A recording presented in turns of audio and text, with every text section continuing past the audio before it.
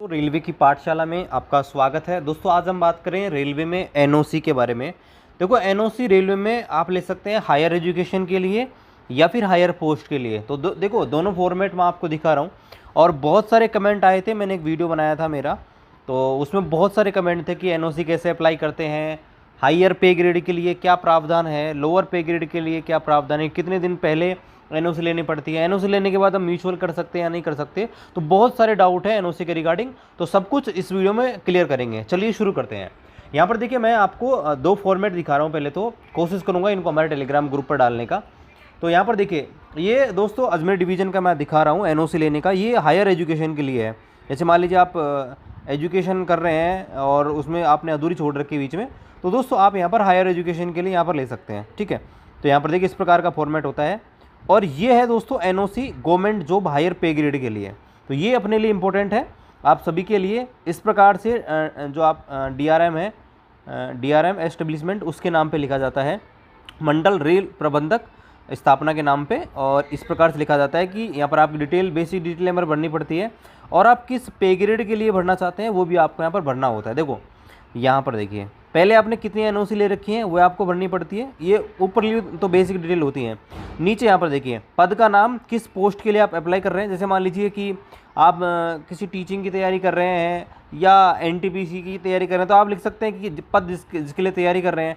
तो जो नोटिफिकेशन होता है ना उसके अंदर लिखा होता है कि भाई कौन सी पोस्ट निकली है, क्या पे ग्रेड है, आप उसमें विज्ञप्ति संख्या क्या है, मतलब नोटिफिकेशन का नंबर क्या है, जो एग्ज़ाम है वो कौन कंडक्ट करवाएगा, और जो आपने जिसमें आप अप्लाई करना चाहते हैं एनओसी, तो जो नोटिफिकेशन है उसमें फॉर्म भरने की लास्ट डेट क्या रखी गई है। ठीक है, वो चीज़ दोस्तों यहाँ पर आपको बतानी है इस प्रकार से। अब देखिए ये तो हो गया दोस्तों फॉर्मेट। अब मैं आपको एनओसी दिखाता हूँ। तो एनओसी जो मिलती है ना वो कैसी होती है और उसमें क्या टर्म्स एंड कंडीशन होती है। तो यहाँ पर देखिए मैं आपको एक लेटर दिखा रहा हूँ, ये भी डिवीज़न का ही है, डीआरएम अजमेर का ही, मतलब अजमेर डिवीज़न का। यहाँ पर देखिए एनओसी जो प्रदान की जाती है उसका लेटर कुछ इस प्रकार से निकाला जाता है। और यहाँ पे आप देख सकते हैं सब्जेक्ट में आप देख सकते हैं उच्चतर पद या उच्चतर कोटि की प्रतियोगिता परीक्षा में आवेदन करने के लिए वह परीक्षा में बैठने की विभागीय अनुमति एनओसी प्रदान करने के क्रम में। तो यहाँ पर देखिए ये दोस्तों इंजीनियरिंग डिपार्टमेंट की, हर डिपार्टमेंट की अलग अलग यहाँ पर आती है। तो यहाँ पर देखिए इंजीनियरिंग विभाग में कार्यरत निम्नलिखित ट्रैक मेंटेनर को उच्च पद कोटि की प्रतियोगिता परीक्षा में बैठने के लिए और डॉक्यूमेंट वेरिफिकेशन व आगे कार्रवाई के लिए विभागीय अनुमति प्रदान की जाती है। यहाँ पर देख सकते हैं ये दोस्तों दे रखी है।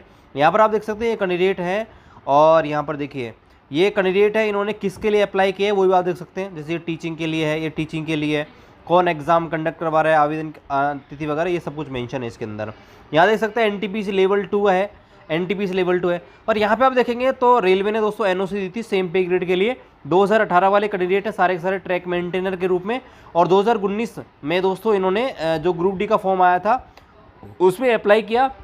और यहाँ पे आप देख सकते हैं 3 कैंडिडेट हैं जिनको दोस्तों यहाँ पर एनओसी दी गई सेम पे ग्रेड के लिए। ठीक है, तो रेलवे यहाँ पर सेम पे ग्रेड के लिए एनओसी देता है, ऐसी बात नहीं है। लेकिन यहाँ पर देखिए टर्म्स कंडीशन आप पढ़ेंगे तो क्लियर रूप से आपको पता लग जाएगा। देखिए एनओसी के टर्म्स कंडीशन देखिए, पहला टर्म्स कंडीशन ये है कि परीक्षा में बैठने के कारण प्रशासन के कार्य में कोई बाधा उत्पन्न नहीं होनी चाहिए और ना ही कार्य क्षमता प्रभावित होनी चाहिए। यानी कि कैंडिडेट एग्जाम देने जाएगा तो उससे रेल के मैन पावर के ऊपर प्रभाव नहीं पड़ना चाहिए। दूसरा, परीक्षा की तैयारी आप करना चाहते हैं तो उसके लिए खुद का तैयारी आपको करना पड़ेगा।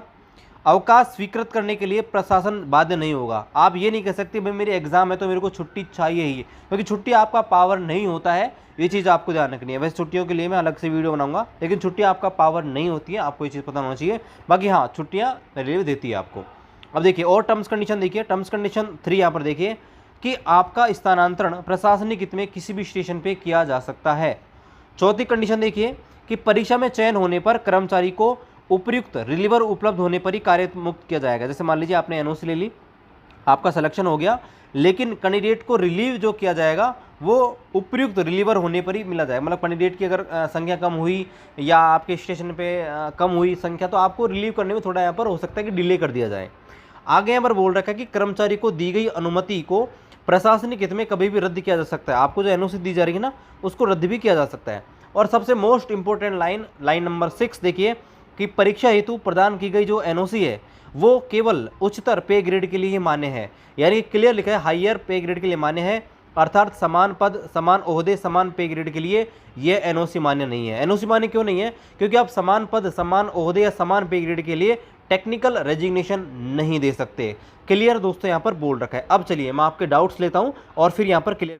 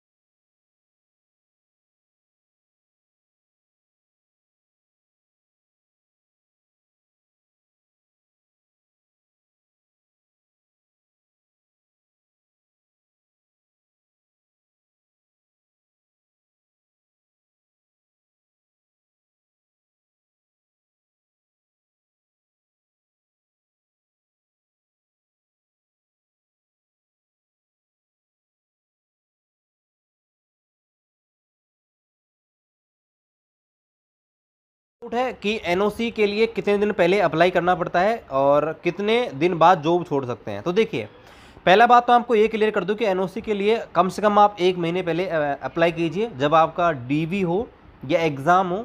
एग्ज़ाम में तो वैसे जरूरत पड़ती नहीं है एनओसी की, डीवी कराने आप जाते हैं तो उस टाइम पे आपको एनओसी मांगता है, तो कम से कम 1 महीना पहले आप अप्लाई कीजिएगा। दूसरा यहाँ पर पूछ रहे हैं कि एनओसी के कितने दिन के बाद में आप जॉब छोड़ सकते हैं। तो देखिए, एनओसी अगर आपको मिल गई ना, तो जॉब छोड़ने का ये है कि टेक्निकल रीजन आपको देना होगा हायर पे ग्रेड के लिए, और टेक्निकल रीजन जब एक्सेप्ट होगा जब ही आप जॉब छोड़ सकते हैं, पहले नहीं छोड़ सकते। दूसरा, एनओसी लेने के बाद म्यूचुअल कर सकते हैं क्या? देखिए, एनओसी लेने के बाद मैं आपको रिकमेंड करूंगा म्यूचुअल ना कर दो, ठीक है, क्योंकि देखिए आपको जो एनओसी दी है ना, वो दी है आपको, एक तो सेम डिवीजन में दी, मान लो ये मैं आपको दिखाई वो अजमेर डिवीजन की थी। अब मान लो कि आप ट्रांसफ़र करा के चले गए बीकानेर डिवीज़न में या दूसरे जोन में ही चले गए, तो आपको एनओसी तो उस डिवीज़न में उस डिवीज़न की अथॉरिटी ने दी है, तो हो सकता है कि आपकी उस एनओसी को दूसरा जो डिवीज़न है या दूसरा जोनल रेलवे है उसको एक्सेप्ट ना करे। और दूसरी चीज़, आप मान लीजिए ट्रैक मेंटेनर के पद पे हो और आपको ट्रैक मेंटेनर के पद पे ही आपको एनओसी दी है, लेकिन आप दूसरी पोस्ट से म्यूचुअल कर लेंगे तो आपकी पोस्ट ही चेंज हो जाएगी। तो मैं तो आपको यही रिकमेंड करूँगा कि आप एनओसी लेने के बाद म्यूचुअल ना करें तो ही ठीक रहेगा। एनओसी कितने दिन मिल जाता है? तो देखिए ये डिपेंड करता है, बाकी अप्रोक्सीमेटली 20 से 25 दिन लग जाते हैं। तो ये चीज़ है।